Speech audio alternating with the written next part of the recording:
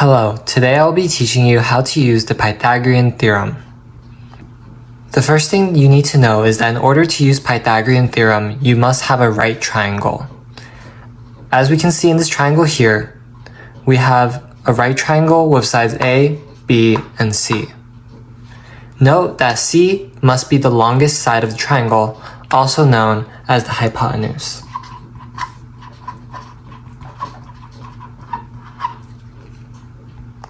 Now that we have identified that this is a right triangle, we can now use the formula a squared plus b squared equals c squared in order to find the lengths of a triangle. Here we have a right triangle with side lengths 5 and 12, and we have an unknown hypotenuse length. In order to solve for the hypotenuse length, we can use Pythagorean's theorem to solve for it. All you have to do is plug in 5 and 12 for the a and b, and it doesn't matter which order you can do it. So let's just say that a is 5 and b is 12. But like I said, it doesn't matter which order. They could be swapped.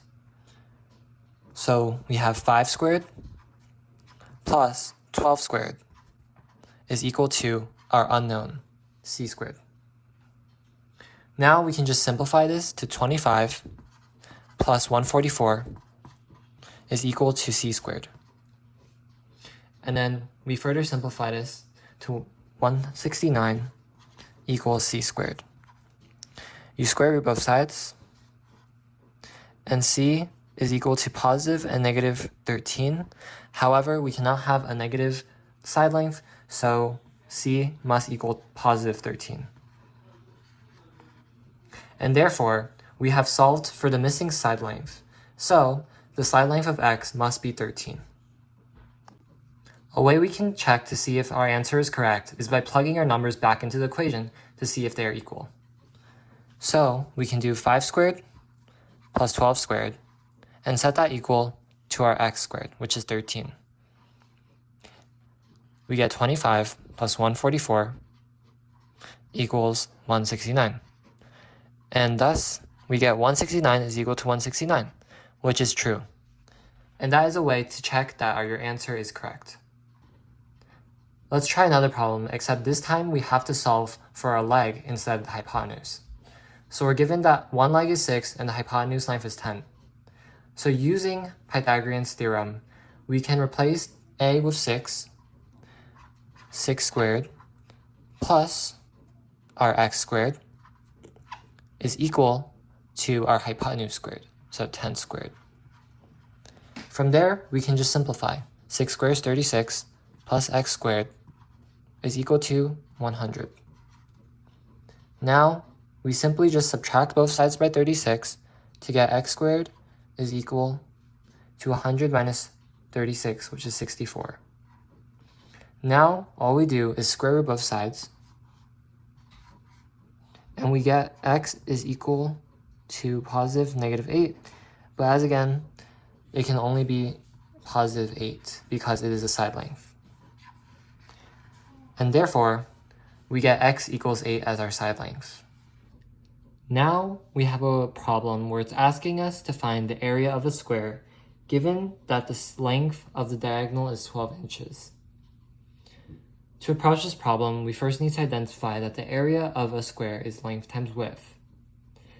Now, let's just replace that with the length and width of the square, which is just x times x is equal to x squared.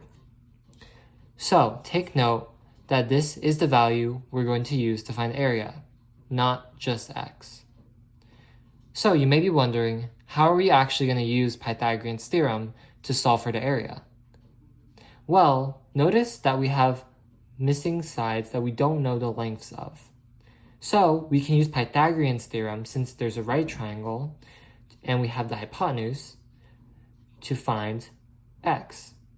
And also note that in order to find the hypotenuse, it's basically just the side that's opposite from the right angle. So in this case, 12. So to use Pythagorean's theorem, we would plug in x squared plus x squared is equal to 12 squared. We can simplify that down to 2x squared is equal to 144. Dividing both sides by 2, we get x squared is equal to 72. And then square root both sides, we get x is equal to root 72. We can also simplify down to 6 root 2 because root 36 times root 2 simplifies to 6 root 2.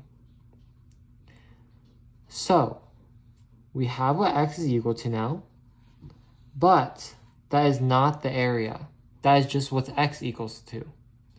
So to find area, like I said earlier, we want this value, x squared. So we would do area is equal to 6 root 2 squared, which gives us 36 times 2 is equal to 72. Another shortcut that you may have seen is that here, before we square rooted this, we had x squared is equal to 72. So we could, instead of doing this part here, we could have directly just used the 72 as our answer for the area. But either way, we get the answer of 72 square inches for the area. Thank you for watching. If you're interested in getting tutored by me for English or math, contact me at ACETutoring20@gmail.com.